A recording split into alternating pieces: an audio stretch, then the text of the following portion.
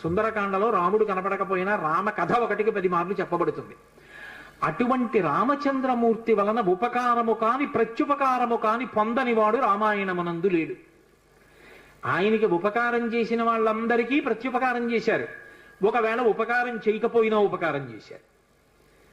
కానీ ఆయన ఉపకారాన్ని పొంది కూడా ప్రత్యుపకారం నేను చెయ్యలేను అని చెప్పింది ఎవరితో అంటే ఒక్క హనుమతోనే చెప్పారు. రామాయణ పరిసమాప్తి సమయంలో హనుమని దగ్గరికి పిలిచి గట్టిగా కౌగిలించుకుని ఒక మాట అన్నారు. మదంగే జీర్ణతాం యాతు యత్తయోపకృతం కపేహి నరహ ప్రత్యుపకారాణం అపత్సాయ అతిపత్రతాం అన్నారు. హనుమా, నువ్వు చేసిన ఉపకారము నా శరీరమునందు జీర్ణమైపోవుగాక. ఎందుకని? నువ్వు నాకు చేసిన ఉపకారానికి నీకు ప్రత్యుపకారం చెయ్యడం ఇక సాధ్యం కాదు. నేను కష్టంలో ఉంటే నువ్వు నా భార్య యొక్క జాడ కనిపెట్టావు.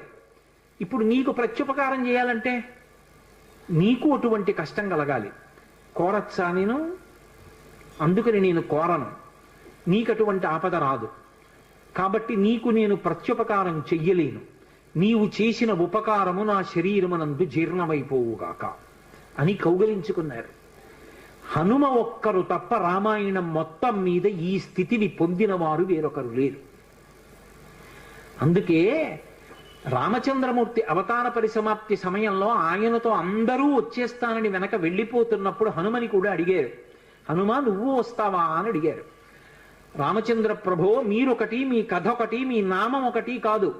ఎక్కడ ఏమి తెలిసినా తెలియకపోయినా రామనామము రామనామము రమ్యమైనది రామనామము అంటే అక్కడికి వెడతాను.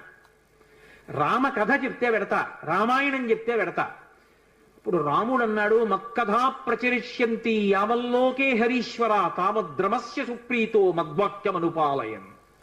రామశాసనం హనుమకి. ఎక్కడ రామనామం చెప్పినా, ఎక్కడ రామ కథ చెప్పినా, ఎక్కడ రామాయణం చెప్పినా హనుమా నువ్వు అక్కడికి వెళ్ళి కూర్చుని వింటూ ఉండు.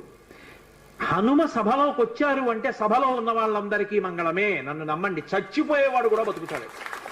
హనుమ దర్శనం అంత గొప్పది. ఆయన దర్శనం చేస్తే చాలు. నిన్నను మీతో చెప్పా, సంధ్యాకాల దర్శనంతో సమానం. ఉపద్రవాలు కూడా తొలగిపోతాయి. అంత శక్తివంతం హనుమద్ దర్శనం అంటే.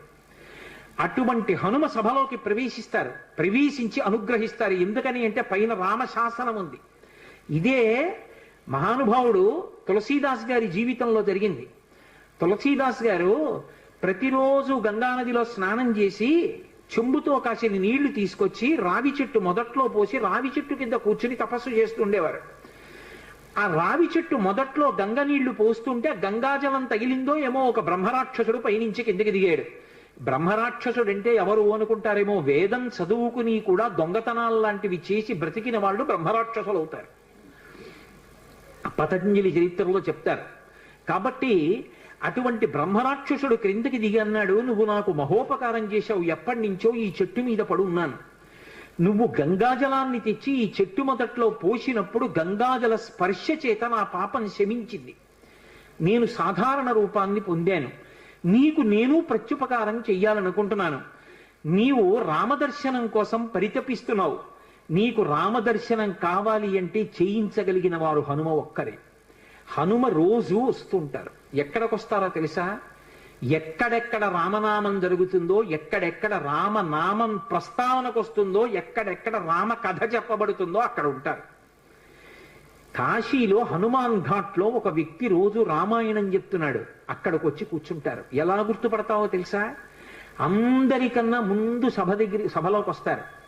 అందరికన్నా ఆఖరణ కళ్ళ నీళ్ల పెట్టుకుని ఒక్కడు తలదించుకుని నడిచి వెళ్ళిపోతూ ఉంటాడు. నువ్వు గుర్తుపట్టి వెంట వెళ్ళు అన్నారు. అప్పుడు ఆ రూపంలో వెళ్ళారు. అన్ని వేళలా అలా వెళ్ళరు, ఏ రూపంలోనైనా వెడతారైనా. కాబట్టి తులసీదాస్ గారు హనుమాన్ ఘాట్కి వెళ్ళి కూర్చున్నారు. అందరికన్నా ముందు ఒక వ్యక్తి వచ్చాడు రామాయణం వినడానికి. అందరూ వెళ్ళిపోయిన తర్వాత తల ఉంచుకుని కన్నులమ్మట నీరు కారుతుండగా వెడుతున్నాడు. తులసీదాస్ గారు ఆయన వెంటబడ్డారు. ఆ వ్యక్తి కనిపెట్టాడు, ఎవరో నన్ను వెంబడిస్తున్నారని. ఆయన హనుమ, ఆ ముందు వెడుతున్నవారు. వెనక్కి తిరిగి గద్దించారు. ఎందుకు నా వెంట వస్తున్నావు? ఆగక్కడ. కాదు, నాకు రామదర్శనం కావాలి, నీ వల్లే జరగాలి. వెళ్ళి కాళ్ళ మీద పడ్డారు. కాళ్ళ మీద పడితే ఆయన ఒక స్థలాన్ని చెప్పారు, అక్కడ కూర్చుని నువ్వు జపం చెయ్యి, తపస్సు చెయ్యి, నీకు రామదర్శనం అవుతుందన్నారు. తులసీదాస్ గారు కూర్చుని తపస్సు చేస్తున్నారు. తపస్సు చేస్తుంటే రామలక్ష్మణులు ఇద్దరూ రాజకుమారుల రూపంలో గుర్రాల మీద వచ్చారు. వచ్చి గుర్రాలు దిగి అరుగు మీద సేద తీరారు. ఎవరో రాజకుమారులని తులసీదాస్ గారు ఊరుకున్నారు. వాళ్ళిద్దరూ గుర్రం ఎక్కి వెళ్ళిపోయారు. హనుమ వచ్చారు. రామలక్ష్మణులు వచ్చారు, గుర్తుపట్టావా అన్నారు. ఎప్పుడు వచ్చారు అన్నారు. అయ్యో, ఇద్దరు రాజకుమారుల వేషంలో వచ్చారయా, నువ్వు గుర్తుపట్టలేదు, వెళ్ళిపోయారు అన్నారు. ఎంతో బాధపడ్డారు. మళ్ళీ సాధన చెయ్యి అన్నారు. మళ్ళీ సాధన మొదలుపెట్టారు. మళ్ళీ సాధన మొదలు పెడితే కొన్నాళ్ళు అయిపోయిన తర్వాత చిన్న పిల్లవాడి రూపంలో రాముడు వచ్చాడు. గంధం తీస్తున్నారు తులసీదాస్ గారు రామచంద్రమూర్తికి అనులేపనం చేయడానికి. చిన్న పిల్లవాడి రూపంలో వచ్చి తాతా తాతా నాకు గంధం ఇస్తావా అని అడిగాడు. ఇది రాముడి కోసం రా, పో అన్నారు తులసీదాస్ గారు. మళ్ళీ పొమ్మంటున్నాడు రా రాముడు వస్తే అని హనుమ వెంటనే పంజరంలో చిలక రూపంలో వచ్చి పాట పాడారు. రాముడు బాలుడి రూపంలో వచ్చి తులసీదాస్ గారిని గంధం అడుగుతున్నాడు, గుర్తించలేని తులసీదాసు వెళ్ళిపోమ్మంటున్నాడు అని. అది విన్నటువంటి తులసీదాస్ గారు వెంటనే పిల్లవాడి కాళ్ళు పట్టుకుని పిల్లవాడి కాళ్ళ మీద పడ్డారు. పడగానే రామచంద్రమూర్తిగా దర్శనమిచ్చారు. దర్శనమిచ్చి, తులసీదాస్, నా పేరు మీద నువ్వు రామాయణాన్ని, దక్షిణ దేశంలో వాల్మీకి రామాయణం, దక్షిణ దేశం ఎక్కడైనా వాల్మీకి రామాయణం, కానీ నువ్వు ఇప్పుడు రామచరితమానస్ అన్న పేరు మీద రామాయణాన్ని రచించు. ఉత్తర భారతదేశంలో రామచరితమానస్కి ఎంత గౌరవం అంటే, మీరు ఆలయాల్లోకి వెళ్ళండి, వ్యాసపీఠాలు పెట్టి దాని మీద రామచరితమానస్ పెడతారు. గుళ్ళోకి వెళ్ళిన వాళ్ళు కనీసం ఒక్క శ్లోకమైన అందులోంచి చదువుకుని చక్కగా ఓ పువ్వు ఏదో పెట్టి నమస్కారం పెట్టొస్తారు.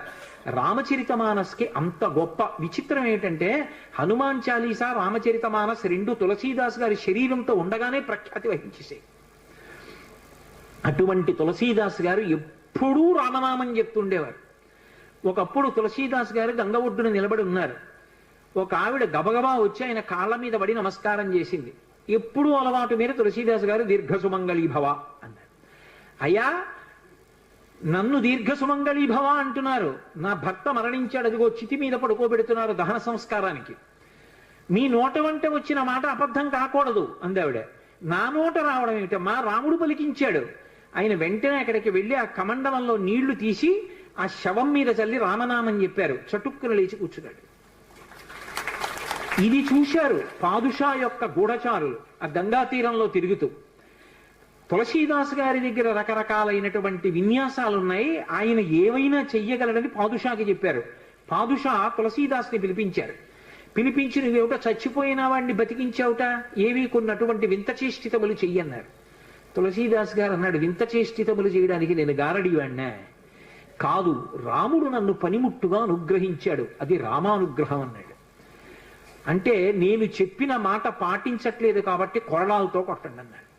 అంటే అప్పుడు హనుమాన్ చాలీసా చేశారు తులసీదాస్ గారు. కళ్ళు మూసుకుని హనుమని తెలుసుకుని హనుమాన్ చాలీసా చేస్తుంటే భటులు వచ్చి కొరడాలు పట్టుకుని కొట్టడానికి పైకెత్తుతున్నారు. ఆశ్చర్యం ఏమిటంటే ఆ రోజున పాదుషా కోట అంతఃపురం అంతటా పెద్ద పెద్ద కోతులు వచ్చి ప్రతి సైనికుడి చెయ్యి పట్టుకున్నాయి కదలకుండా. పాదుషా భయపడిపోయి సింహాసనం దిగి కిందకొచ్చి తులసీదాస్ గారి కాళ్ళ మీద పడ్డాడు. అప్పుడు ఖచ్చితంగా పూర్తయిపోయింది హనుమాన్ చాలీసా. ఆ తులసీదాస్ గారి చదివినప్పుడు అన్ని కోతుల రూపంలో వచ్చి ఎదురుగుండా హనుమ నిలబడి కాపాడారు తులసీదాస్ గారిని. అందుకే అప్పటికీ ఇప్పటికీ ఎప్పటికీ కూడా హనుమాన్ చాలీసాకి అంత శక్తి. తులసీదాస్ గారు ఎప్పుడు మాట్లాడుతూ ఉండేవారు స్వామి హనుమతోటి. రామాయణ రచన చేసేటప్పుడు, రామచరితమానస్ రాసేటప్పుడు ఏ ఏ ఘట్టం దగ్గరికి వచ్చేటప్పటికి ఆయా ఘట్టం దగ్గర మళ్ళీ హనుమకి చదివి వినిపిస్తూ ఉండేవారు. హనుమ అంతా చదివి సరేనంటుండేవారు. అబ్బో, ఎన్ని చమత్కారాలు వాళ్ళిద్దరి మధ్యలో, ఎన్ని విశేషాలు జరిగాయో తులసీదాస్ గారికి హనుమకి.